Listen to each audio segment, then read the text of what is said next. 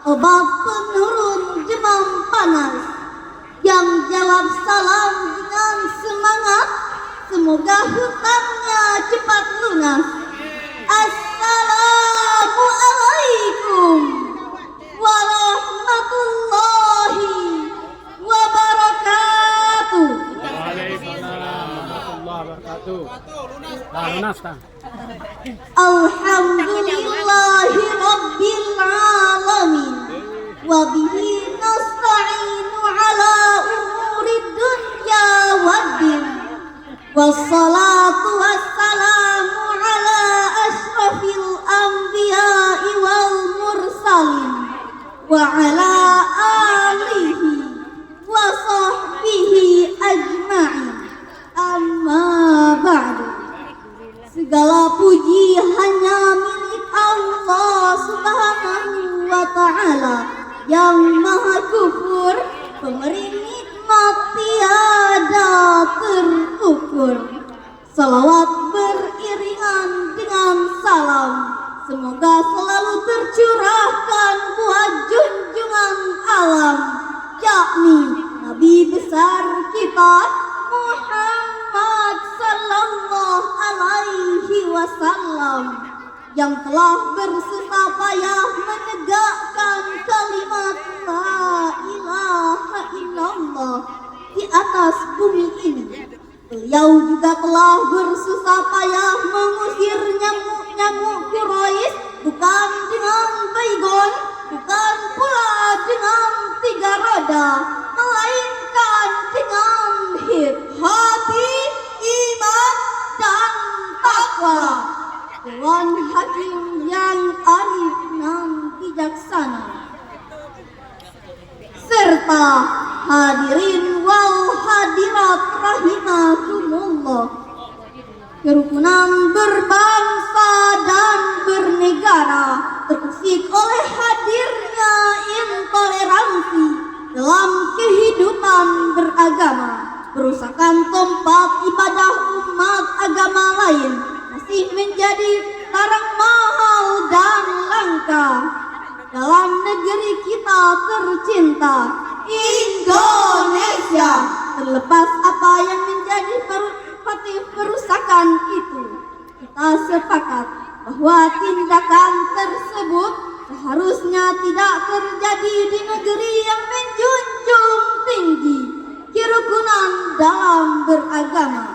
Bukankah anarkisme, apalagi menyangkut agama yang sangat sensitif, justru akan menghabiskan nafsu kebinatangannya yang sebaiknya kita buang jauh-jauh dari benak manusia?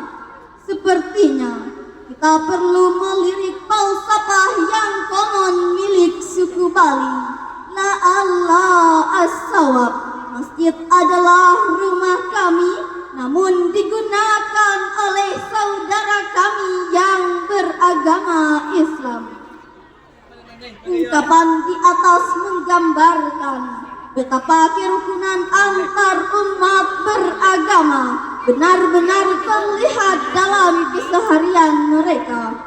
Tidak ada sikap saling mencurigai, apalagi saling mengintimidasi. Justru yang hadir di tengah-tengah kehidupan adalah kenyamanan dalam keragaman.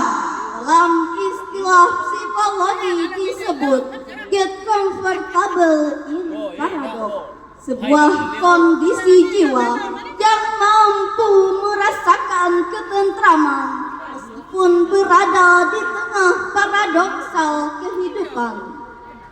Berangkat dari paparan singkat di atas, dalam kesempatan ini bukanlah kami membawakan pensyarahan Al-Quran melalui syair berikut ini.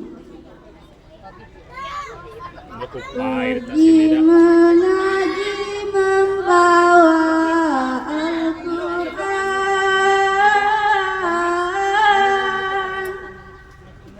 pergi mengaji membawa Al-Quran.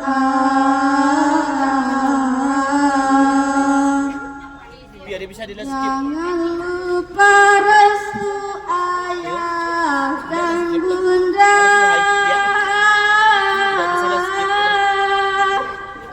Jangan lupa restu ayah dan bunda.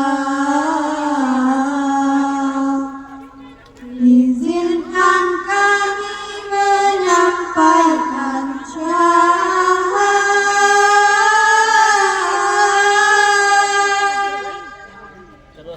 Izinkan kami menyampaikan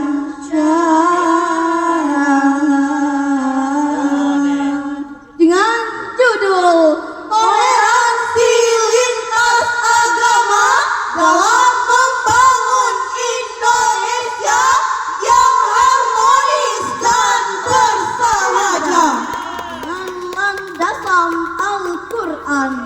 Surah Al-An'am ayat 108 dan Surah Al-Mumtahanah ayat 8. Hadirin rahimakumullah, agama adalah perihal yang substansial dalam kehidupan manusia. Sejak pertama terlahir ke dunia, manusia sudah terikat kontrak ilahiyah untuk mengabdikan diri kepada Allah Subhanahu wa Ta'ala. Namun dalam praktiknya, tidak semua orang diberi hidayah untuk memeluk Islam sebagai agama yang paling diridhoi. Aneka agama yang hadir di tengah-tengah kehidupan adalah bukti ketidakunggulan hasil pencarian agama masing-masing insan. Satu hal yang perlu diperhatikan dalam konteks ini adalah kedewasaan sikap untuk tidak saling mencela sembahan umat agama lain. Berkaitan dengan hal ini, Allah Subhanahu wa Ta'ala berfirman dalam Al-Quran surah Al-Mumtahanah ayat 8 yang berbunyi, A'udzu billahi minasy syaithanir rajim. Bismillahirrahmanirrahim.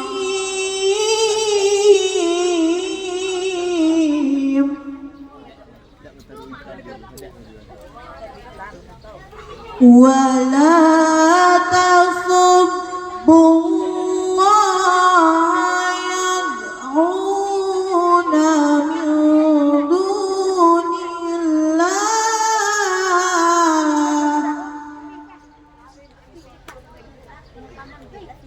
fayasubbullaha wa bighairi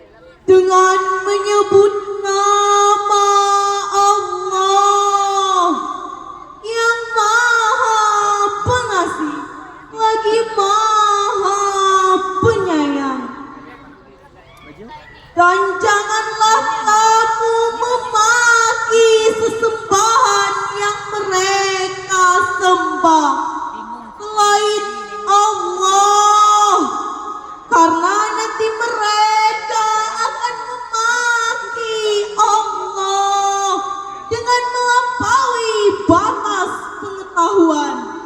Demikian kami jadikan setiap umat menganggap baik pekerjaan mereka. Kemudian kepada Tuhan mereka kembali, lalu Dia memberitakan kepada mereka apa yang telah mereka kerjakan. Hadirin sebangsa dan setanah air, mengenai ayat di atas, Ibnu Katsir menjelaskan bahwa Allah melarang umat Islam untuk memaki Tuhan orang-orang musyrik, walaupun terdapat nilai kemaslahatan dalam makian tersebut, sebab akan terdapat mafsadah atau kerusakan yang lebih besar, yaitu sikap mereka yang memaki Tuhan orang-orang yang beriman. Dengan adanya larangan tersebut, sikap saling menghargai antar pemeluk agama seharusnya ditampilkan dalam kehidupan yang berbangsa dan bernegara. Tidak dapat dipungkiri, Allah juga mengajarkan umat Islam untuk mengambil jarak demarkatif dengan non-muslim. Betapapun demikian, menurut Al-Ustadz Asy-Syahid Sayyid Qutb dalam kitabnya At-Tafsir fi Zalalil Quran, Allah juga mengajarkan umat Islam agar dalam mengambil jarak tersebut harus dilakukan dengan beradab, penuh wibawa, dan penuh harga diri. Hal ini adalah suatu sikap yang sesuai dengan statusnya sebagai orang-orang yang beriman. Bukankah sudah jelas bahwa tidak ada paksaan dalam memeluk agama? Berkaitan dengan hal ini, Allah Subhanahu wa Ta'ala berfirman dalam Al-Quran Surah Al-An'am ayat 108 yang berbunyi, La yanhakumullahu 'anil ladzina lam yuqatilukum fid din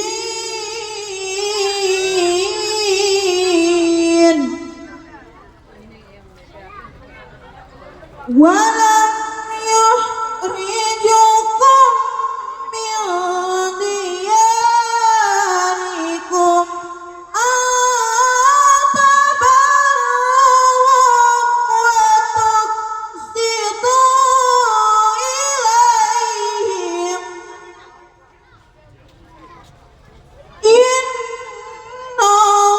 innallaha yuhibbul muqsitin. Sadaqallahul azim. Allah tidak melarang kamu untuk berbuat baik dan berlaku adil terhadap orang-orang yang tiada memerangimu karena agama dan tidak pula mengusirmu dari negarimu. Sesungguhnya Allah menyukai orang-orang yang berlaku adil. Maha benar Allah dengan segala firman-Nya. Dewan Hakim yang arif dan bijaksana. Demikian Ibnu Katsir menerangkan dalam kitab tafsirnya, Allah tidak melarang umat Islam untuk berbuat orang kafir yang tidak berniat membunuh dalam agama dan tidak bersekongkol untuk mengusir umat Islam. Betapapun demikian, pentingnya membangun bangsa yang harmonis dan bersahaja seharusnya menjadi kesadaran seluruh elemen bangsa. Dalam hal ini baru dapat terwujudkan ketika seluruh elemen bangsa dapat berjabat erat, bersatu padu, bergandeng tangan dalam mewujudkan kehidupan yang berbineka tunggal ika. Sebagai penutup, jika toleransi lintas agama dapat terjalin, impian untuk hidup berbangsa yang harmonis dan bersahaja insya Allah akan segera terwujudkan. Semoga Allah memberikan kekuatan dan kenikmatannya kepada kita semua. Cukup sampai disinilah pensyarahan kami pada hari ini. Jika terdapat kesalahan, mohon